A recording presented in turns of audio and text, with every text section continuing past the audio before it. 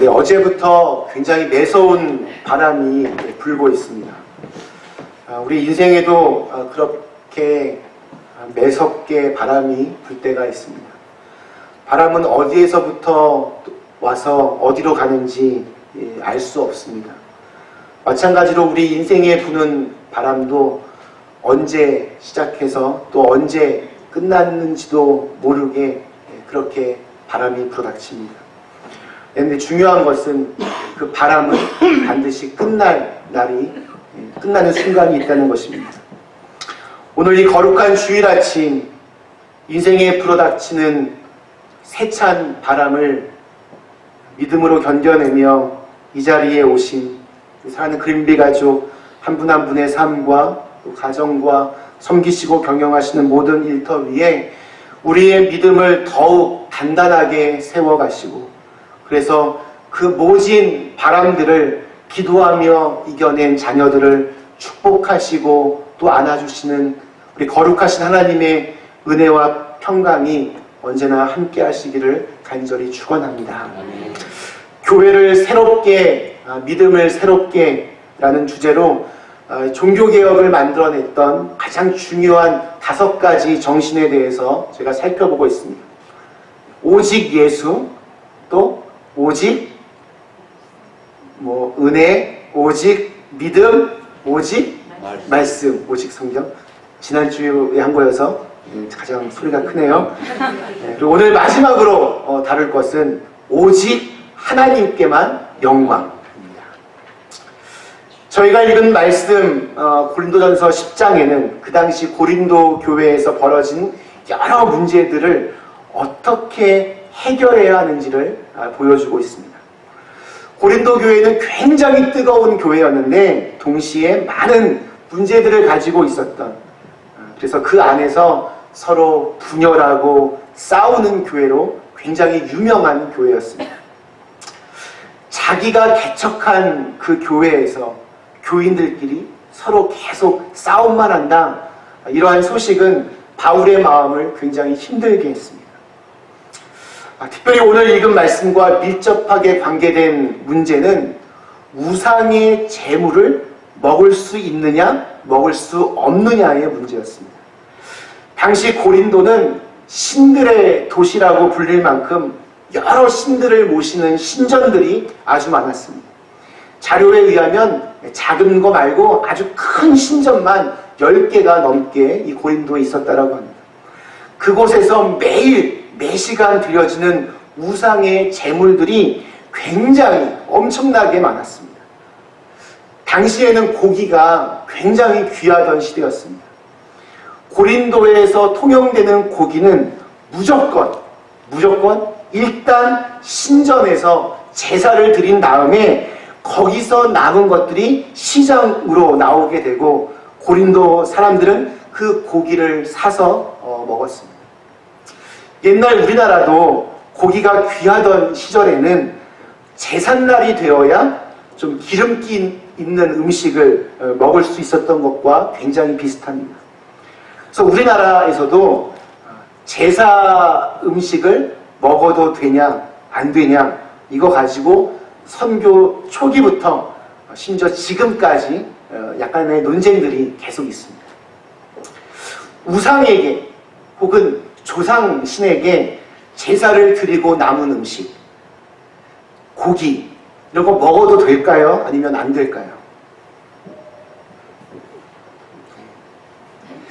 그것들을 먹으면 우상 숭배에 참여하는 죄를 짓는 것이라고 그렇게 믿는 사람들이 있었고, 그래서 그 음식들을 단호하게 거부했습니다.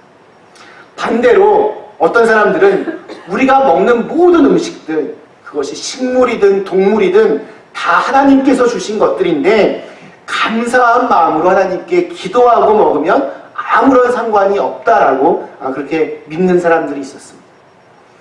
이같이 서로 다른 의견으로 인하여 고린도 교회가 편안하지 못하고 굉장히 혼란스러웠습니다. 서로 믿음이 없는 사람들이라고 그렇게 비난했습니다. 교회에만 가면 맨날 싸움판이 벌어진 것입니다. 여러분들 생각에는 누가 더 믿음이 약한 사람이라고 생각하십니까? 사도 바울은 제사 음식이라고 고기를 먹지 않고 그거는 안 돼! 거부하고 있는 사람들을 믿음이 약한 사람들이라고 그렇게 부릅니다.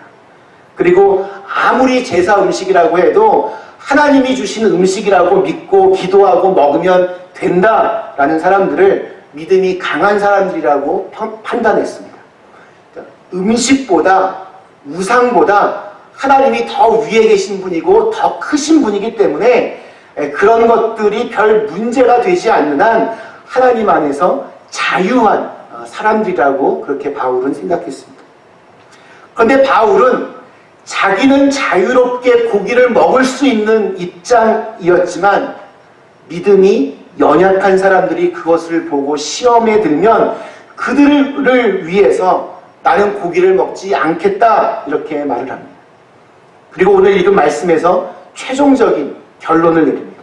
31절 그런즉 너희가 먹든지 마시든지 무엇을 하든지 다 하나님의 영광을 위하여 하라. 바울은 문제 해결의 초점을 하나님의 영광에 두고 있습니다.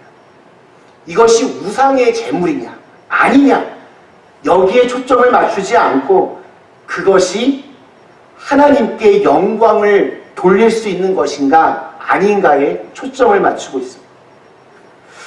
이것은 관계의 문제와 밀접하게 연결되어 있습니다. 그래서 그 뒤를 이어 32절, 33절에는 하나님께 영광을 돌리기 위해서는 참 아이러니하게도 주위에 있는 사람들과 평화를 이루어내면서 그들의 영혼을 구원하는 것이 가장 중요한 것이다. 이렇게 바울은 이야기하고 있습니다. 하나님이 우리에게 원하시는 것은 평화입니다. 그냥 대충 덮고 싸우지 않는 것이 아니라 적극적으로 평화를 만들어내는 것입니다. 별것도 아닌 일에 죽기 살기로 서로 싸우는 것이 아니라 하나님의 영광을 위하여 내가 좀 참고 양보하면 거의 모든 문제가 다 쉽게 풀립니다.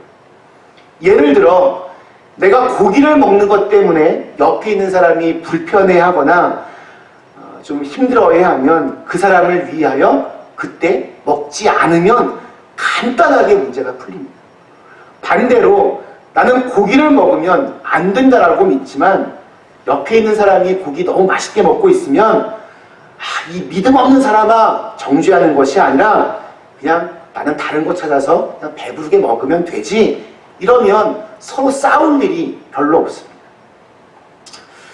가끔 저에게 목사님 성경에도 보면 술 취하지 말라라고 그랬지 술 먹지 말라 이런 구절은 없는데 교회 다니면 술을 꼭 끊어야 됩니까? 이렇게 물어보는 분들이 꽤 있습니다. 어떻게 생각하십니까? 보면 그렇게 물어보시는 분들은 대개 다 술을 좋아하시는 분들이 그렇게 물어보십니다. 저는 그리스도인들이라고 해도 술 조금 마실 수 있다라고 생각합니다. 제 말이 늘 맞는 말은 아닐 수도 있습니다. 저는 개인적으로 생각합니다. 와인 같은 경우에는 음식에 풍미를 더해주기도 하고 또 우리 집에서 음식할 때 음식에 만들 때 냄새가 심하면 고기 같은 거 좀 뭘로 그 냄새 없앱니까? 도수가 어떻게 잘하시죠? 네, 소주 같은 거 부어서 합니다. 그러니까 사실 우리도 알게 모르게 알코올들을 섭취하고 있는 겁니다. 술 한 잔이 사람과 사람을 더욱 친밀하게 만들어주기도 합니다. 육체적으로 굉장히 힘이 들 때 우리 농촌에서도 일할 때 막걸리 한 잔 이렇게 마시면 다시 잠깐이라도 힘을 내어서 일을 하기도 합니다. 또 정말 간혹이지만 정말 이렇게 취하고 싶을 만큼 너무 힘들 때 한 번 정도는 그럴 수도 있다고 생각이 듭니다. 근데 문제는 거의 모든 알코올 중독자들이 술을 마실 때 하는 첫 마디가 오늘은 우리 가볍게 한 잔만 하자 이렇게 시작을 합니다. 가볍게 한 잔으로 시작해서 나중에는 인사불성이 되는 경우가 너무 많기 때문에 술이라고 하는 것에 대해서 늘 조심하고 또 경계해야 됩니다. 그런데 제가 술 마시는 것 자체가 죄는 아니다 라고 생각한다고 해서 제가 목이 너무 칼칼해서 여기 물잔에 맥주를 가득 따라놓고 맥주를 마시면서 설교를 한다면 여러분 어떠실 것 같습니까?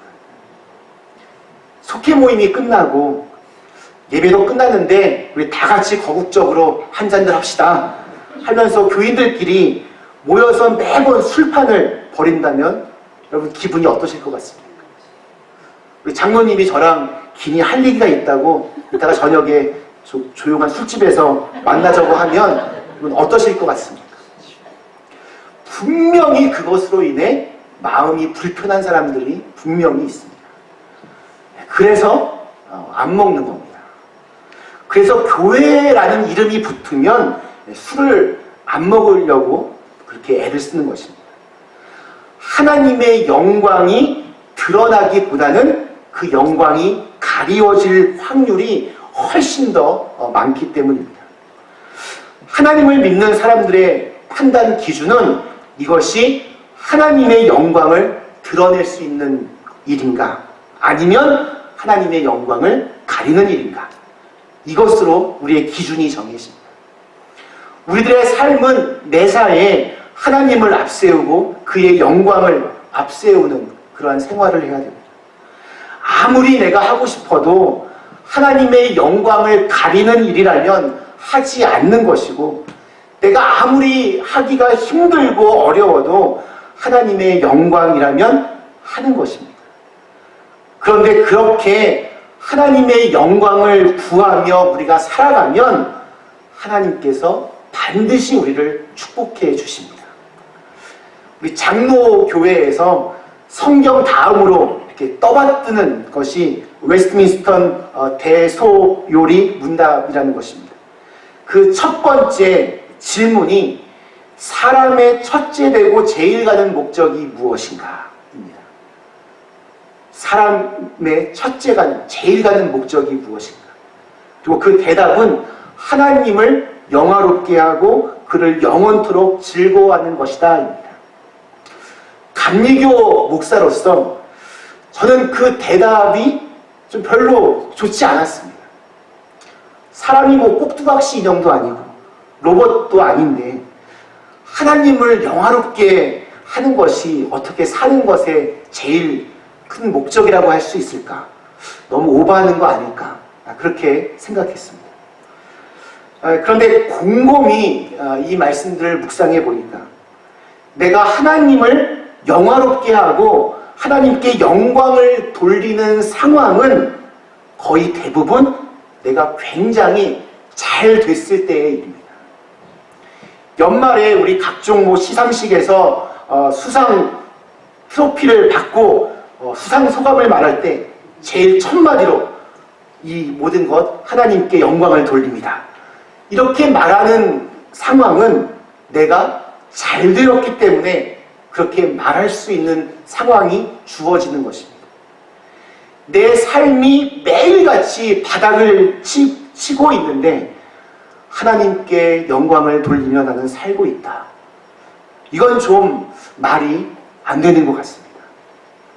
하나님께 영광을 돌리기 위하여 그렇게 열심히 살다 보면 하나님께서 축복하시고 그래서 그 영광을 드러낼 수 있는 기회가 우리에게 주어지는 것입니다. 이 순서가 굉장히 중요합니다. 공부를 하지 않는 아이에게 부모는 늘 잔소리를 합니다. 저도 늘 그럽니다. 그러면서 꼭 이런 말을 합니다. 다 너 잘 되라고 그러는 거야. 그러면 아이가 묻습니다. 잘 되는 게 뭔데? 좋은 대학 들어가고 돈 많이 버는 직업 갖는 거지. 그런데 제가 예전에 오랫동안 교육전도사 생활하면서 경험한 것은 감사하게도 그런 부모님의 말에 아이들은 절대로 은혜를 받지 않는다는 것입니다. 우리 아이들은 우리 어른들처럼 이렇게 때가 묻지 않아서 자기 자신만 잘 먹고 잘 살기 위해서 공부하라고 하면 그것에 별로 도전의식이 생기지 않습니다. 그래서 지혜로운 부모들은 이렇게 권면합니다. 너 때문에 이 세상이 조금 더 살맛나게 되고 너 때문에 어느 누군가가 힘을 얻을 수 있다면 도움을 받는 사람이 아니라 도움을 줄 수 있는 사람이 된다면 하나님에게도 그것이 얼마나 큰 기쁨이 되겠니. 저는 우리 교회에서 자라나는 아이들이 그렇게 자신의 그 인생을 통해서 하나님의 영광을 드러낼 수 있는 사람들로 성장해 가기를 간절히 축원합니다. 예배당을 건축하는 일터에서 일하던 세 사람이 있었습니다. 그중 한 사람에게 왜 일하냐라고 물었더니 죽지 못해 일한다라고 대답했습니다. 또 한 사람에게 물었더니 돈 벌어서 식구들 먹여 살리려고 일하고 있다라고 대답을 했습니다. 마지막 세 번째 사람에게 물었습니다. 그랬더니 이 사람은 하나님의 영광을 위해서 일한다라고 대답했습니다. 이 세 명 중에 누가 가장 열심히 일하겠습니까? 그리고 이 세 명 중에 누가 그 건축을 총 관리하는 사람의 눈에 들겠습니까? 하나님께 영광을 돌릴 수 있는 삶이야말로 가장 아름답게 빛날 수 있는 그러한 인생이라고 저는 믿습니다. 보스턴 북쪽에 가면 필립스 아카데미라고 하는 아주 명문 사립고등학교가 있습니다. 미국에서 두 번째로 세워진 학교이고 하버드 대학교보다 더 들어가기 힘들다는 그런 고등학교입니다. 해마다 어마어마한 입시 경쟁이 치러집니다. 그 학교 출신들이 미국의 정치, 경제, 사회, 문화 곳곳에서 워낙에 대단한 사람들이 많이 포진되어 있습니다. 1778년에 설립된 학교입니다. 이 학교의 그 건학 이념은 not for self, 나 자신을 위해서가 아닌 나 자신을 위해서가 아닌.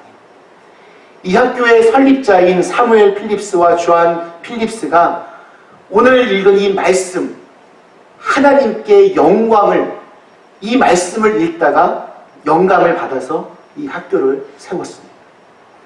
결국 이 학교 졸업생들은 공부를 하든 사업을 하든 결혼을 하든 나 자신보다는 이웃들을 위해서, 나라와 세계를 위하여, 더 나아가서 하나님의 영광을 위하여서 그 일들을 하다 보니까 다른 학교의 졸업생들보다 훨씬 더 많은 수의 아주 훌륭한 인재들이 배출되었다는 것입니다.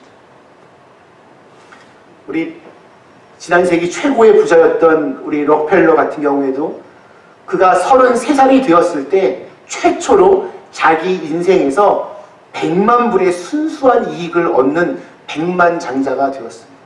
33살에. 43살에는 미국에서 가장 큰 회사를 소유했습니다. 53살에는 억만장자가 되어서 세계 최고의 부자로 등극했습니다. 그런데 어느 날 그에게 청천벽력과도 같은 소식이 전해졌습니다. 알로피셔라고 하는 탈모증 비슷한 병이 그에게 찾아왔습니다. 이 병은 머리카락과 눈썹이 다 빠지고 몸이 초췌하게 점점점 말라가는 흔치 않는 병이었습니다.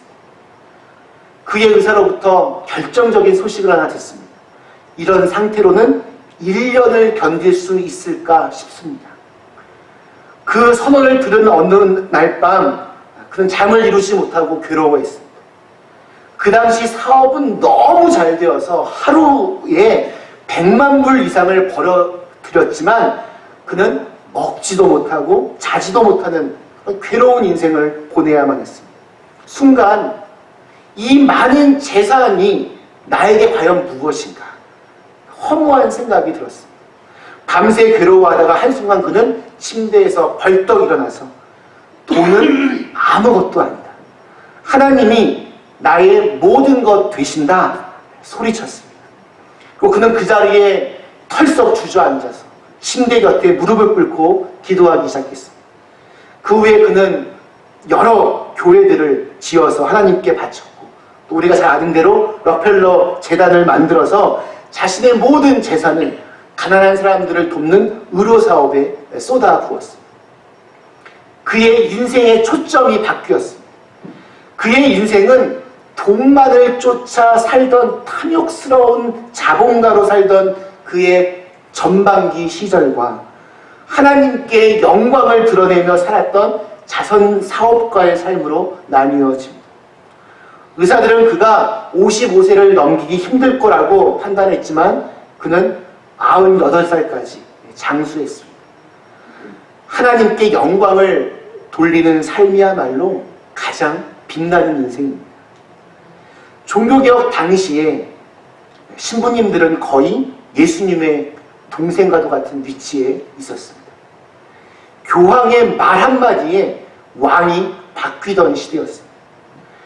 자, 그런데 교회에 세상적인 힘이 너무 많이 들어오면서 하나님의 자리가, 하나님의 영광이 점점 사라지게 되었습니다. 그래서 오직 하나님께만 영광을, 이 구호가 종교개혁에 있어서 아주 중요했습니다. 오늘날 많은 사람들이 교회의 타락을 걱정합니다. 교회가 타락하는 이유는 오직 하나님께 영광을 돌려야 하는 교회가 지나치게 목사에게 의존하거나, 그래서 하나님의 영광을 가로채고 자신도 모르는 사이에 교인들에게서 하나님의 자리에 앉은 목사님들이 너무나 많아졌기 때문입니다. 이런 경우도 있습니다. 어느 돈 많은 부자가 있었습니다. 그 교회 헌금의 3분의 1을 감당할 만큼 헌금을 아주 많이 했습니다. 교회 건축을 해서 잘 끝났는데 그분이 교회를 앞으로 안 나오겠다 하셨습니다. 건축된 성전의 한 부분이 자기 마음에 들지 않는다라고 불평하면서 나에게 전화도 해보지 않고 나에게 물어보지도 않고 어떻게 이럴 수가 있나, 앞으로는 이 교회 나오지 않겠다, 일방적으로 통보하였습니다. 오늘날 우리 교회의 가장 큰 문제는 이렇게 하나님의 영광을 드러내기보다는 자기의 힘과 자기의 명예와 자기의 파워를 드러낼 수 있는 그런 곳으로 교회를 이용하는 목사님들과 평신도들이 너무나 많아졌기 때문입니다. 돈이, 명예가, 권력이 하나님의 자리를 대신하고 하나님의 영광을 가로채는 경우입니다. 그래서 하나님이 빛나는 것이 아니라 자기가, 인간이 빛나는 경우가 너무나 많아지고 있습니다. 말씀 마치겠습니다. 사랑하는 그림을 가족 여러분, 하나님께 영광을 돌리는 삶이야말로 가장 빛나는 인생을 살 수 있게 하는 하나님의 은혜입니다. 하나님이 기뻐하시는 인생을 우리가 살아갈 수 있다면 나머지는 하나님께서 책임져 주실 줄로 믿습니다. 무엇을 먹든지 무엇을 마시든지 무엇을 하든지 다 범사에 하나님이 기뻐하시는 대로, 하나님이 원하시는 대로 살아가실 수 있기를 축원합니다. 그러기 위해서 가장 먼저 우리가 실천할 수 있는 것은 옆에 있는 이들과 평화하는 것입니다. 다툼과 분열과 분쟁의 현장에서 하나님의 영광은 절대 드러날 수 없습니다. 하나님의 영광을 위하여 내가 좀 참고 양보하고 나를 힘들게 하는 그 사람을 위해서 내가 조금 더 기도하면, 그러다 보면 어느 순간 그들의 영적 리더가 되어 있는 자기 자신을 볼 수 있을 것입니다. 무슨 일이든 하나님의 영광을 위하여 살다 보니 가장 빛나는 인생을 살게 되는 귀한 은혜와 축복이 저와 여러분 모두에게 있기를 주님의 이름으로 간절히 축원합니다. 우리 주신 말씀을 생각하며 잠시 함께 같이 기도하시겠습니다.